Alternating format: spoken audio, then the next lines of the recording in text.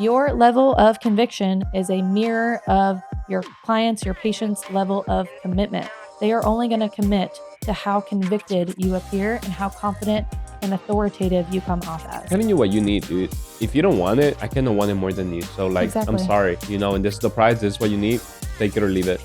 The average person does not know about the body. Remember, the average level of education for somebody in the United States is 5th grade.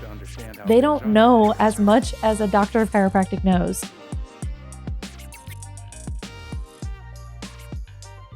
Your client's level of commitment will always reflect your level of conviction. Let me tell you what I mean by that. We're going to talk about authority today. It's something we've been having some struggles with within the whole Victory clinics. Because some of our patients are very young, they're fresh out of school. Some of our associates are younger as well and sometimes have trouble asking for money. And so I'm going to give a quick story that one of my good friends just told me. He called a tree service because he needed some stuff cut down. And the guy is on the phone and they're like, okay, yeah, sounds good. This is what you need. Let me get a quote together for you. And the guy comes back and he says, yep, we can do all of this for $550. And my friend said, yeah, he just stayed silent on the phone. He stayed silent maybe 10, 15 seconds. And the guy who was working with the tree service who gave the quote said, well, tell you what, we can do $450. I'll do it for $450. And so immediately your trust goes down when you hear that. Because you're like, what the heck? You just told me you would do it for $550. Like, is the quality of service going to go down? Are your guys not good? Like, do you not think that you're worth $550? What is happening? So chiropractors make this mistake because we are so loving and we're so compassionate and we want people to be healthy. So we think, okay, it's going to be $2,000, Miss Jones. And she doesn't say anything or she doesn't commit. Well, actually, we can do that for $1,000. We can do it for $1,000. It's okay. I just want people to come in my doors. I want everybody to be happy and healthy. Why do we devalue our care when we know what we do is so helpful and can literally change lives, right? But along those lines, this comes with confidence and authority. I am so convicted that chiropractic works and can help you that when I present a care plan, I need to see you twice a week for 4 weeks. Then we're going to go to once a week for 6 weeks. Then we're going to every other week for 6 weeks. Whatever the timeline is, I'm going to tell you with such conviction, you cannot say no because I know it's going to help you. Because of how much I know it'll help you, you're going to feel that. And so here's the price. Here's how much it is. And how you mentioned, you need to believe it. Because I remember I was driving after you gave birth. I have 5 R2s and I was like, screw it. If it doesn't close, it doesn't close. But this is what they need. And I remember I went 5 for 5 there. But it's like, I'm telling you what you need, dude. If you don't want it, I cannot want it more than you. So like, Exactly. I'm sorry, and this is the price. This is what you need. Take it or leave it. Patients, clients, they're looking at you as a leader in your health, in your journey. You automatically know more than this patient. I promise you. There are some patients who can't tell if we're looking at a lumbar spine or a cervical spine. They don't know. The average person does not know about the body. Remember, the average level of education for somebody in the United States is 5th grade. Yeah. They don't know as much as a doctor of chiropractic knows. You have to do your best to educate them, but tell them, hey, I know better about your health than you do. So here's what you need. And say it with such conviction, say it with such confidence that they can't say no.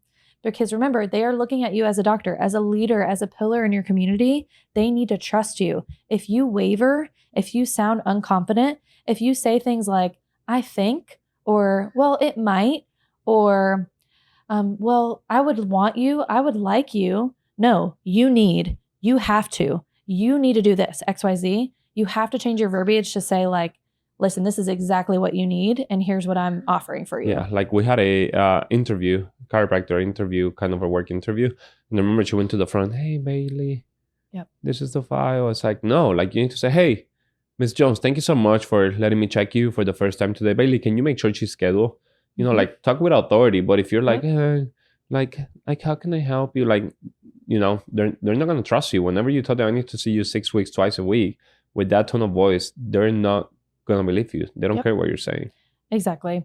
And this also goes for staff. So not just are you leading your patients, you're leading your staff, your team, or if you have another doctor on your team, you're leading those people. So you need clarity in what you're doing. If your patient, if your staff, if your team doesn't have clarity, it's a direct reflection of you as a leader that you haven't created that for them because you're like, yeah, I guess, you need to do this spreadsheet.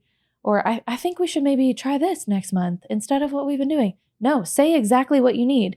Stephanie, I need you to do this. Bailey, I need you to do this. I need this paperwork done by X amount of time. If you're not speaking with clarity and confidence, your team will not trust you, and your clients and patients will definitely not trust you. Yep. And that happens a lot on the young doctors, young chiropractors that just graduated.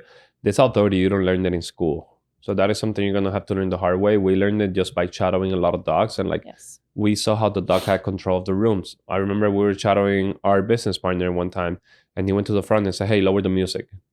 And now the student, after today, he said, do you know why I lowered the music? No, because the office was too crowded, so no one can listen to my voice loud. So just lower the music. A lot of people are talking at the same time. I'm going to be the loudest voice, but I don't want to be fighting against the music. If the office is empty, then raise the music. That way it feels that it's crowded and you can still talk loud as the music goes. So it's just having that authority and having that control in the room.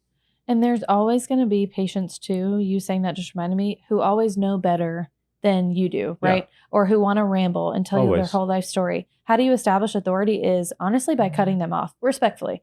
Hey, Mrs. Jones, I know where you're going with that, but here's what we need to do to get you the best care possible. And I think the more it's a muscle. You have to exercise your authority. It's a muscle. So the more repetitions you get, the more kind of areas of conflict or confrontation that you get, the more opportunity you have to exercise your authority. Correct. And I know that comes with time and repetition, but man, straight out of the bat, you may not have seen a patient in real life and gotten paid for it, but you've been through the school. You've done 3.5 years of school. You've seen patients in clinic. You've probably seen outpatients or did your preceptorship somewhere.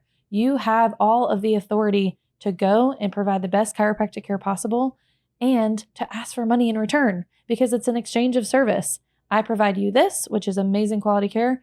This is what I get paid. And there should be no problem asking for that because you know that what you're doing is going to help them ultimately. Yep. So remember, your level of conviction is a mirror of your clients, your patients' level of commitment. They are only going to commit to how convicted you appear and how confident and authoritative you come off as. Mm-hmm. So remember to practice your authority. You can do this outside of business hours or patient hours too. Go up to somebody. If you order food and it is delivered in not a way that you like, or they forgot a side, or they forgot a dressing, ask for it. You ordered it, right?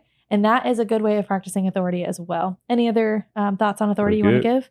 Okay, great. So this is a problem that we've been having lately. So we're currently working through it. The more that we learn and get to practice in real life, we always want to share those tips and ideas with you guys as well. We've got a website called paththovictorychiro.com. Check us out on there and connect with us on social media.